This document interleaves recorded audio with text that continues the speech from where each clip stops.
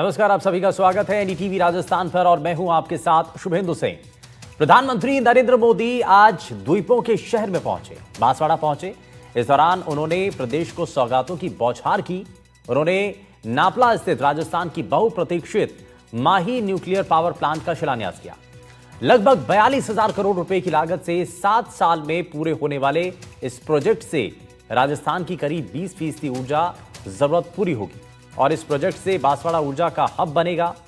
PM Modi ने इस project समेत पूरे राज्य को 1 लाख करोड़ रुपए से ज्यादा की दर्जनों परियोजनाओं का लोकार्पण और शिलान्यास भी किया।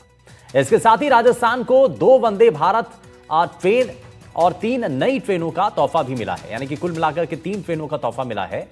पीएम ने अपने संबोधन में कांग्रेस को जमकर के घेरा और जीएसटी रिफॉर्म के फायदे भी प्रधानमंत्री नरेंद्र मोदी ने गिनाए हैं और इसमें कई बातों का जिक्र हुआ और इसका इंपैक्ट क्या होने जा रहा है।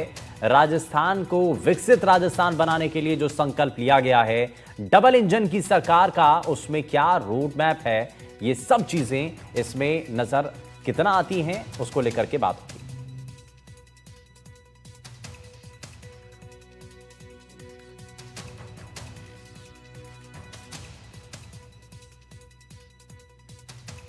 वहीं पीएम मोदी ने बांसवाड़ा से कांग्रेस पर भी प्रहार किया। कहा कि कांग्रेस सरकार 100 रुपए की खरीद पर 31 रुपए टैक्स लेती थी। आज हमने टैक्स के जंजाल से देश को मुक्त किया है और अब जीएसटी में बदलाव के बाद 100 रुपए के सामान पर 105 रुपए ही सिर्फ देने पड़ते हैं। कांग्रेस की तुलना में 26 रुपए बचत हो रही है। इसके साथ ही उन्होंने आत्मनिर्भर भारत के लिए देशवासियों से आह्वान किया कि हम जो खरीदेंगे वो स्वदेशी खरीदेंगे और जो बेचेंगे वो स्वदेशी ही बेचेंगे। कांग्रेस राज में बांसवाड़ा, डूंगरपुर, प्रतापगढ़ जैसे क्षेत्रों में अपराध और अवैध शराब का कारोबार खूब पनपा, लेकिन जब यहां आपने भाजपा को मौका दिया तो हमने कानून व्यवस्था को मजबूत किया। कांग्रेस सरकार में राजस्थान पेपर लीक का सेंटर बन गया था। जल जीवन मिशन को भी कांग्रेस ने भ्रष्टाचार की भेंट चढ़ा दिया था। महिलाओं पर अत्याचार चरम पर था। बलात्कारियों को संरक्षण दिया जा रहा था। मेरे दुकानदार व्यापारियों से आग्रह करूंगा, हम जो बेचेंगे वो स्वदेशी ही बेचेंगे और मैं देशवासियों से आग्रह करूंगा, हम जो खरीदेंगे वो भी स्वदेशी ही खरीदेंगे। तो जीएसटी रिफॉर्म से बात शुरू हुई और उसके साथ साथ राजस्थान को आगे कैसे बढ़ाया जाएगा और देश में राजस्थान और खास करके बांसवाड़ा का जिक्र क्यों हो रहा है और क्या बड़ी सौगातें इसके अलावा दी गई हैं। ये न्यूक्लियर पावर प्रोजेक्ट कितना इंपैक्ट करेगा और इसका फायदा क्या होगा, लॉन्ग टर्म में इसका विजन क्या है और साथ ही आज जो वंदे भारत ट्रेन की सौगात दी गई है, इन तमाम चीजों को लेकर के हम बात करेंगे। और इसको समझने के लिए हमारे साथ एक बड़ा और खास पैनल कार्यक्रम में जुड़ रहा है। जरा सबसे पहले आपको मिलवा देते हैं उनसे। हमारे साथ वरिष्ठ पत्रकार डॉक्टर शिप्रा माथुर जी कार्यक्रम में जुड़ गई हैं। शिप्रा जी, बहुत स्वागत है आपका। हमारे साथ अरविंद चोटिया जी हैं, राजनीतिक विश्लेषक हैं। सर, बहुत स्वागत है आपका। और हमारे साथ कांग्रेस पार्टी से प्रवक्ता अनूप ठाकुर जी कार्यक्रम में जुड़ गए हैं। अनूप जी, बहुत स्वागत है आपका। और मैं शुरुआत अनूप ठाकुर जी आपसे ही कर रहा हूं। ये आज की तस्वीर बड़े पर्सपेक्टिव में दिखाई दे रही है और उसमें चाहे सरकार किसी की भी हो, लेकिन इसमें यह बात तो है कि न्यूक्लियर पावर प्रोजेक्ट ये राजस्थान के लिए कितना महत्वपूर्ण है। वंदे भारत ट्रेन ये कितनी कारगर है और इससे क्या इंपैक्ट आपको नजर आता है। हालांकि कांग्रेस सरकार को लेकर के उन्होंने घेरा प्रधानमंत्री ने और उन्होंने अंतर भी बताया। 100 रुपए की खरीदारी में कितना टैक्स पहले 2014 से पहले चुकाना पड़ता था और 17 और उसके बाद अब कितना अंतर आ गया है। 105 रुपए तक की अब खरीदारी होती है, 26 रुपए का अंतर आ गया। इस पर आप क्या कहना चाहेंगे? जीएसटी का प्रारूप और जीएसटी लगाने का काम कांग्रेस ने किया था शुभेंदु। ये जो जीएसटी लगाई गई थी और जितनी लगाई गई मोदी जी ने लगाई, जनता को लंबे समय तक वसूला, उनकी जेब काटी जनता की और अब उसमें से कम करके खुद की पीठ थपथपा रहे हैं। क्या ये उचित है? और मैं तो कहता हूं आप जिस आदिवासी क्षेत्र बांसवाड़ा में गए हो, आपकी भारतीय जनता पार्टी आदिवासियों की जो इतिहास है उसको किताबों से समाप्त कर रही है। बल्कि आप देखिए, इनके मंत्री तो आदिवासियों के डीएनए टेस्ट कराने की बात करते हैं। तो मैं कहता हूं आदिवासियों की अस्मिता पर बड़ा प्रश्न चिन्ह ये लोग लगा देते हैं। और आप देखो राजस्थान के हालात की बात कर रहे हैं प्रधानमंत्री जी, तो मैं कहता हूं सूरतगढ़ में किसान 230 करोड़ रुपए के बीमा क्लेम के लिए धरने पर बैठे हैं। मुख्यमंत्री जी के क्षेत्र में डीएपी खाद की किल्लत हो रही, 50,000 कट्टे की जगह 25,000 की आपूर्ति हो रही है। प्रदेश भर में 1.90 लाख बेरोजगार भत्ते के लिए तरस रहे हैं। 6 महीने से भुगतान नहीं हो रहा है। अब कानूनी व्यवस्था का हाल मैं बता रहा हूँ, राजस्थान की जो ये डबल इंजन की सरकार का काम है उसमें एक बार आप देख लें कि जुलाई तक 7 माह में 1045 नाबालिग बच्चियों के साथ दरिंदगी हुई। और आप देखिए अपराध में 57.17% की लगभग वृद्धि हो गई। सरकार के मंत्री के अनुसार 8 करोड़ रुपए रोज की बजरी चोरी हो रही है। बल्कि आप देखो कि 93 हमले हो गए बजरी के मामले में, 311 पुलिसकर्मी जख्मी हो गए। अच्छा, और ये ठीक कानून है, व्यवस्था ये कई पहलू हैं। और आप ये देखिए, लेकिन सिर्फ विरोध करना शिक्षा मतलब ये विभाग ठीक की है। बात करते हैं। अच्छा, एक चीज तो ये बताइए कि जीएसटी तो लेकर के आई भारतीय जनता पार्टी 2014 के बाद आए, वही यही तो कह रहे हैं कि हमने जो पहले टैक्स का जंजाल था उससे मुक्ति दी। पहले जो 100 रुपए की खरीदारी पर जो पहले 31 रुपए टैक्स चुकाना पड़ता था कांग्रेस की सरकार में, वो कम कर दिया।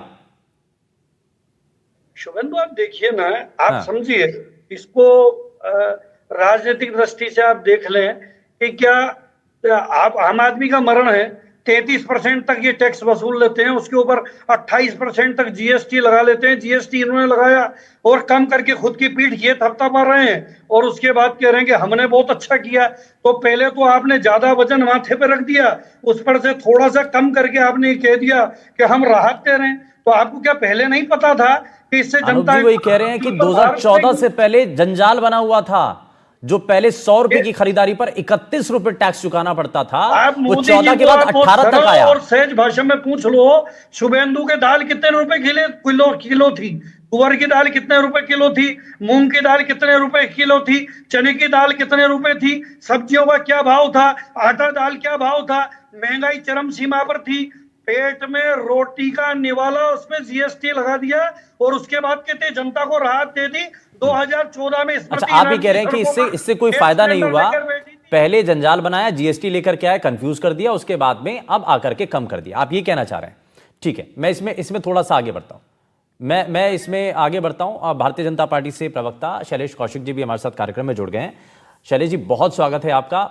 एक जल्दी से क्विक रिएक्शन इस पर। कांग्रेस पार्टी के प्रवक्ता ये कह रहे हैं कि भैया इससे कोई फायदा नहीं हुआ।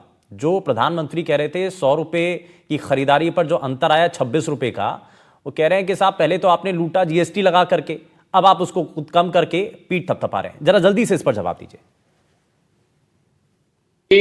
आज कांग्रेस के नेता कुछ कहें, हिंदुस्तान की जनता को जो राहत मिली है वो जनता के द्वारा दिख रही है और उसका प्रत्यक्ष प्रमाण है कि नवरात्रा शुरू होने के जिस दिन जीएसटी को लागू किया गया नई दरों को, उसके साथ ही किस तरीके से बाजार में बूम आया, किस तरीके से बाजार में खरीदारी बढ़ी, किस तरीके से लोगों ने अपने सुविधाओं की चीजों को लेना शुरू किया। निश्चित रूप से प्रधानमंत्री महोदय के द्वारा एक राहत प्रदान की गई। और जहां तक कांग्रेस के नेता कह रहे हैं, इन्होंने लगभग 60 साल के शासन में लगभग 75 तरीके के कर लगाए। आज तक ये देश में एक कर एक देश नहीं लगा पाए, वन नेशन वन टैक्स की और आगे नहीं बढ़ पाए। ऐसी स्थिति में तो बोलने का कि नहीं है, ये तो केवल निश्चित रूप से विरोध कर सकते हैं, लेकिन आम जनता को जो राहत पहुंची है वो बाजार में दिख रही है और जनमानस के पटल पर भी स्पष्ट रूप से दिखाई दे रही है। इसलिए हमारे प्रधानमंत्री जी ने कहा कि हमने जिस तरीके से राहत देने का काम किया है वो निश्चित रूप में त्योहारों पर आम जनता के लिए बिल्कुल राहत बड़ा कदम है।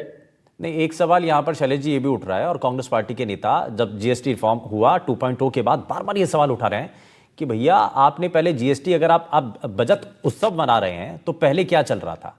पहले जिस तरीके की जीएसटी का जो भार था लोगों के ऊपर, वो पहले आपने ही तो लगाया। 14 के बाद रिफॉर्म के नाम पर आपने जीएसटी का जो बोझ डाल दिया, उसके बाद अब कम कर दिया, पीठ थपथपा रहे हैं, यही आरोप लगा रहे हैं कांग्रेस पार्टी।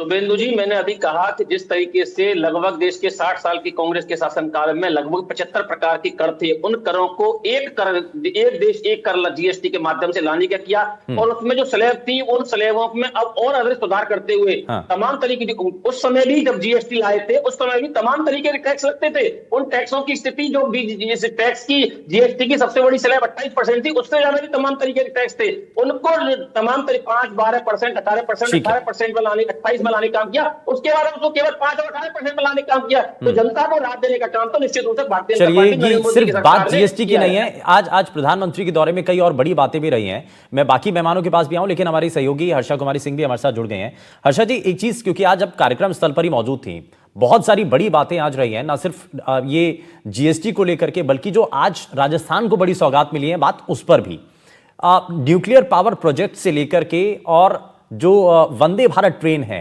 वहां तक, क्या क्या बड़ी चीजें हैं?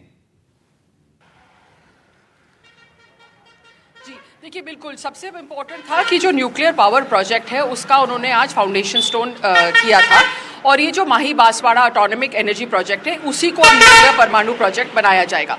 ये इसलिए इम्पोर्टेंट है सिर्फ राजस्थान की दृष्टि से नहीं, क्योंकि हमको जो न्यूक्लियर पावर प्रोजेक्ट्स मिल रहे हैं उनमें से अब राजस्थान में 2 रहेंगे।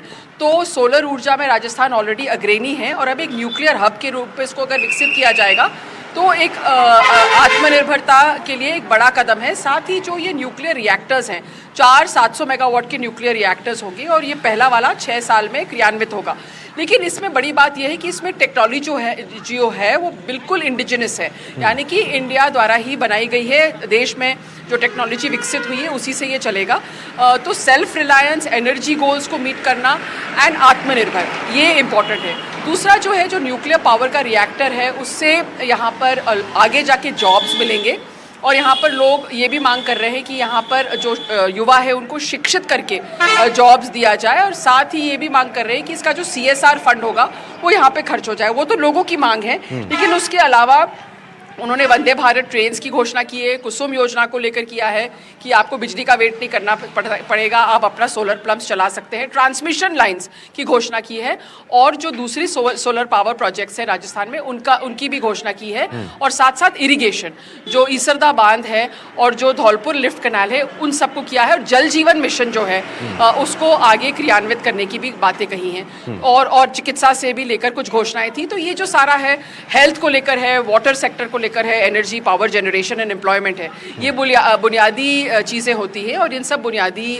मांगों को पीएम ने आज राजस्थान में आकर एड्रेस किया है। बिल्कुल, और ये कुल मिलाकर के पूरे ये हाईलाइटिंग पॉइंट्स थे जो हर्षा जी ने बताए हैं। बहुत शुक्रिया हर्षा जी, आप जुड़ी हमारे साथ, आपने बताया वो महत्वपूर्ण बातें जो प्रधानमंत्री के आज संबोधन में रही थी। लेकिन अब जरा जल्दी से आगे बढ़ते हैं, मैं जरा शिप्रा जी को इसमें जोड़ लेता हूँ। शिप्रा जी, एक चीज ये कि हम जिन हाईलाइटिंग पॉइंट्स को लेकर के बात कर रहे हैं कि भाई राजस्थान के लिए कितना ज्यादा महत्वपूर्ण है ये जो प्रोजेक्ट, पावर प्रोजेक्ट है ये, और खास करके हमारे अलग अलग संवाददाताओं ने भी जब बात की बीकानेर में, तो वहां लोगों का कहना था कि ये हमारे लिए दोहरा तोहफा है।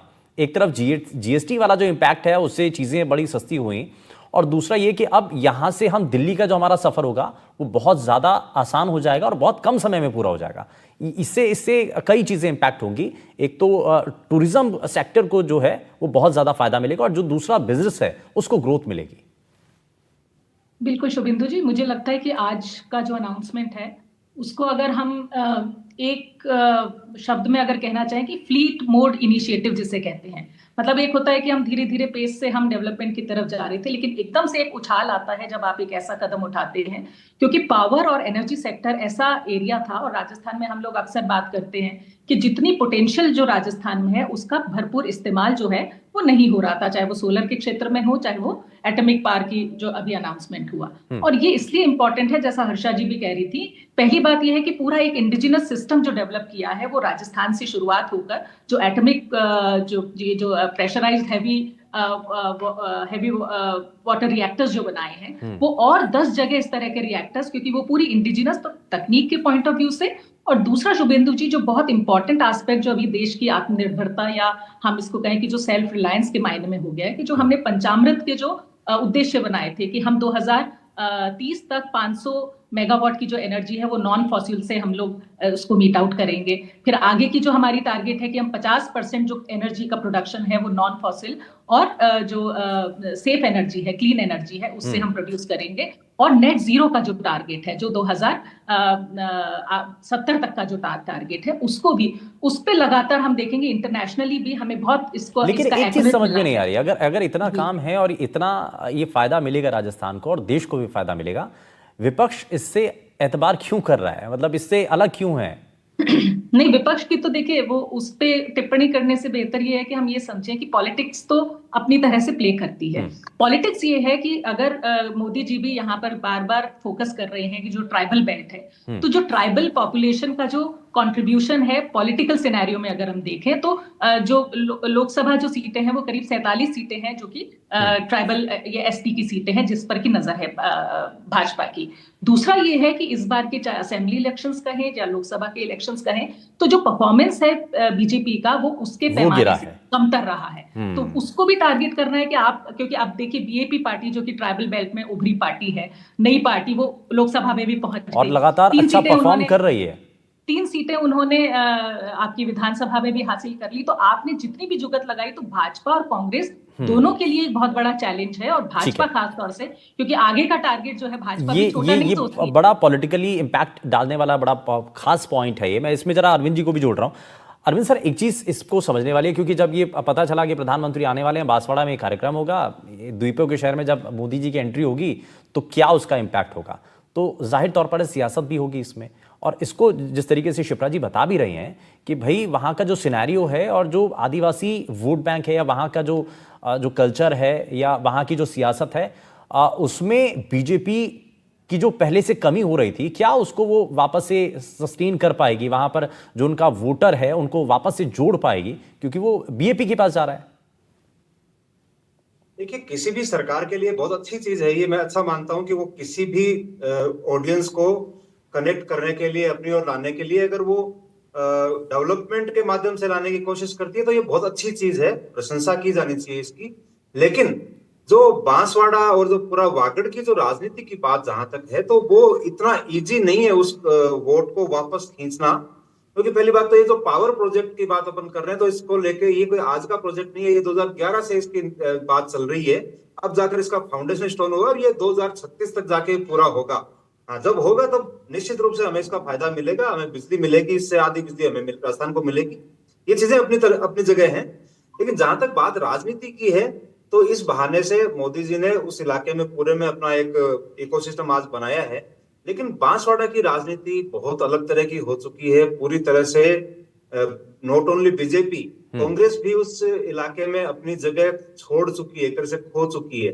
तो पिछले लोकसभा चुनाव के अंदर जो उथल पुथल हुई, जो ये मालवीय साहब को इधर लेके आए और उसके बाद में वो हारे, तो वहां एक बहुत अलग तरह का जो इनका कैडर है उसके अंदर भी एक असंतोष जैसा हो गया।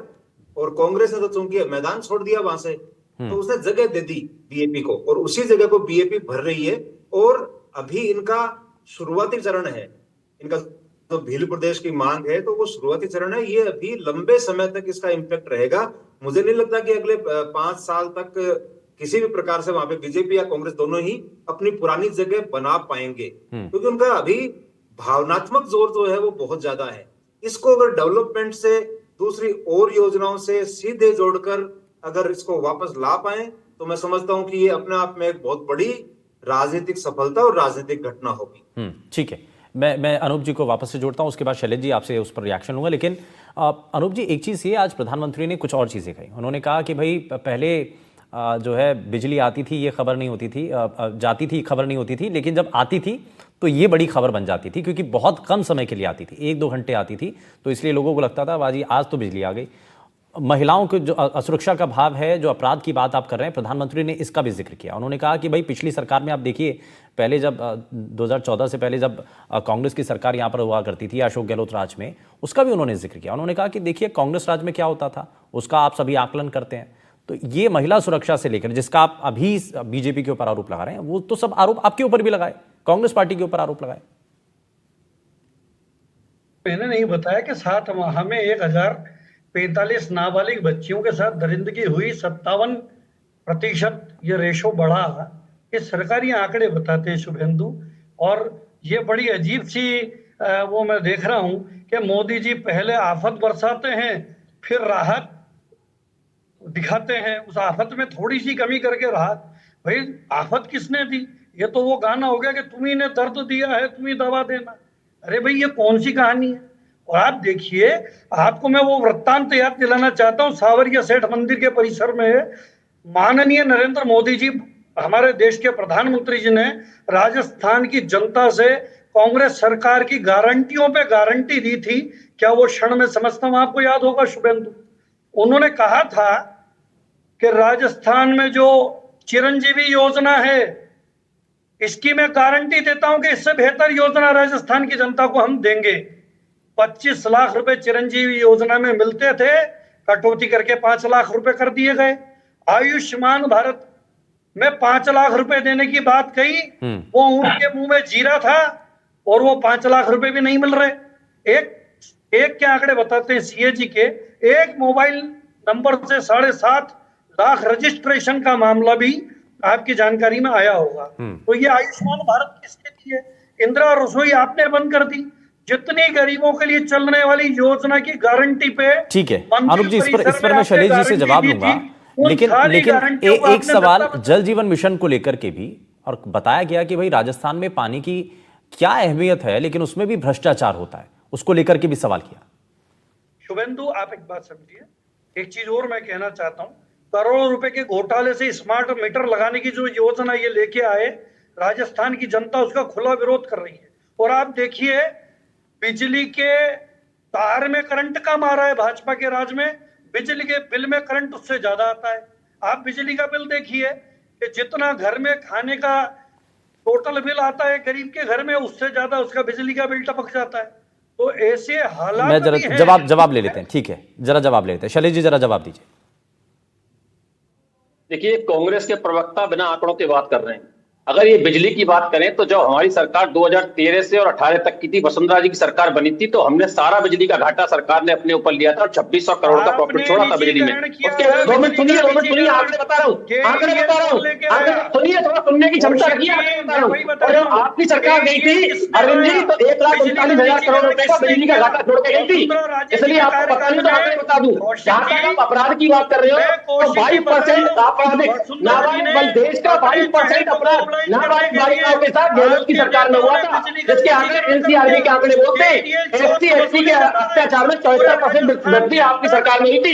इसलिए राजस्थान की जनता ने आपको औंधे मुंह पटक डाला। अगर आप बात करते हैं रोजगार की, तो किस तरीके से आपने देश के युवाओं के साथ, राजस्थान के युवाओं के साथ छलावा किया, उसका परिणाम आज तक भुगत रहे। हम 1 लाख से अधिक रोजगार दे चुके हैं, 15,000 आज भी दिए। इसलिए केवल आंकड़ों पर बात कीजिए, बोलने से कुछ नहीं होता। आपको पता है आपकी सरकार ने 6,473 करोड़ सेस वसूला था 5 साल में।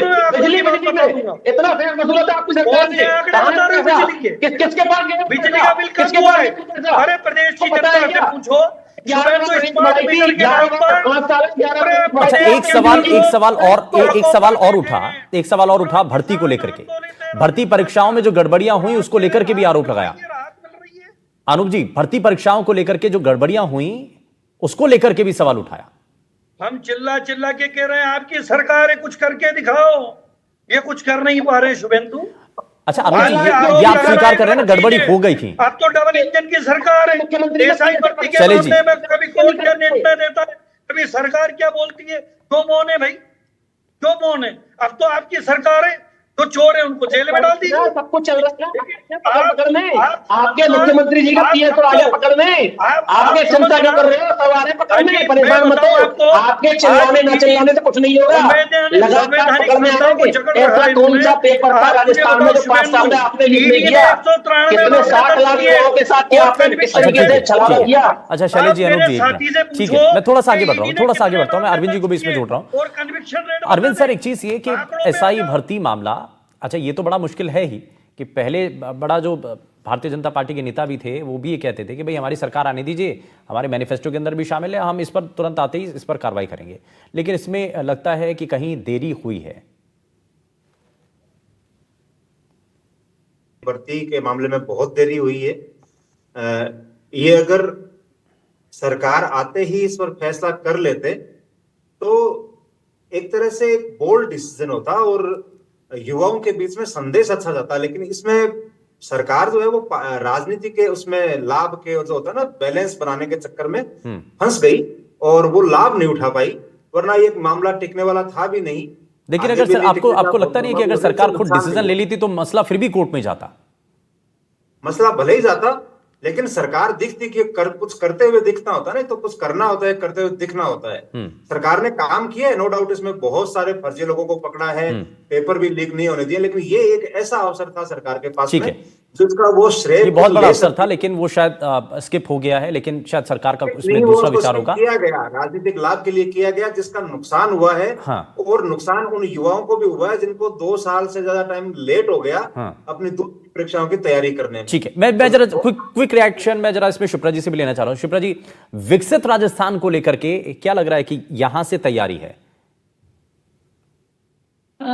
विकसित राजस्थान और विकसित भारत ये 2 बड़े लक्ष्य हैं। और राजस्थान में जो 2 मुझे लगता है बहुत बड़ी कमी जो हमें महसूस होती थी कि यहाँ पर इतना पोटेंशियल होते हुए भी जो युवा है उसका पलायन हम नहीं रोक पा रहे हैं। जो ब्रेन ड्रेन हो रहा था राजस्थान से वो हो रहा है। तो अगर हम देखें कि अगर ये फोकस लगातार रहता है केवल ट्राइबल बेल्ट में ही, ट्राइबल पॉपुलेशन एक पॉलिटिकली बहुत इंपॉर्टेंट पॉपुलेशन है अगर हम सियासी मायने में देखें। और उसके लिए पिछले हम प्रयास भी देखें कि और इसके लिए सबसे बड़ा हर्डल यही है, अगर विकसित राजस्थान के सपने को साकार करना है तो शिक्षा और रोजगार 2 चीजों पर बहुत तेजी से फोकस करने की जरूरत है। जी एक चीज और बहुत इंपॉर्टेंट चीज है, और आपके एनडीटीवी के वेबसाइट के लिए मैंने अभी एक ओपिनियन पीस लिखा है। मुझे लगता है कि निचले लेवल का जो भ्रष्टाचार है, जो वसूली की जो व्यवस्था बन गई है ना नीचे, मैं जीएसटी के मामले में भी कह रही हूँ कि सेंट्रल कुछ भी प्लान कर ले, बहुत अच्छा प्लान कर ले, बहुत अच्छी योजनाएं बना ले, लेकिन अगर स्टेट लेवल पर ट्रांसपेरेंसी नहीं होगी और भ्रष्टाचार मुक्त शासन नहीं होगा